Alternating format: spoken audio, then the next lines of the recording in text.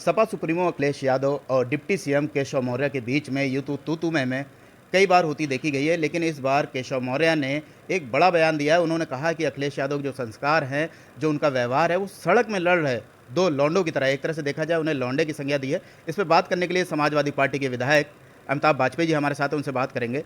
Sir, एक बयान आया है केशव मौर्य जी का, उन्होंने कहा है कि जो उनका व्यवहार है वो एक लौंडों की तरह है, जो सड़क पर दो लौंडे लड़ते हैं जिस तरह से।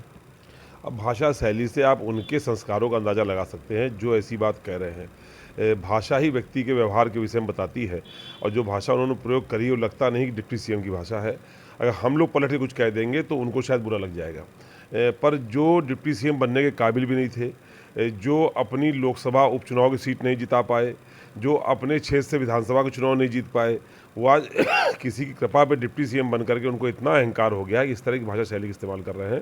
तो मुझे लगता है कि उनको पहले अपने गिरेबान में झाँक के देखना चाहिए कि वो राजनीति करने के काबिल भी हैं कि नहीं हैं। उनको कम से कम मर्यादा में रहना चाहिए।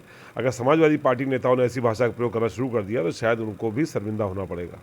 सर, एक बयान उन्होंने और दिया इसी में जोड़ते हुए, उन्होंने कहा है कि उनको जो सत्ता है वो विरासत में मिली है, राजनीति है जो विरासत में मिली है, इसलिए 27 क्या वो 47 तक भी सत्ता में नहीं आ पाएंगे, इसलिए वो बौखला गए।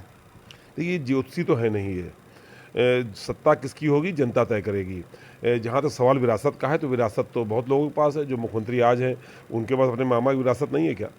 बहुत सारे लोगों के पास विरासत की राजनीति होगी, लेकिन विरासत को सहेजने की कुशलता ये अपने अंदर होती है। जनता के बीच में से जीत करके आ रहे हैं, किसी कृपा पर नहीं बन करके आ रहे हैं।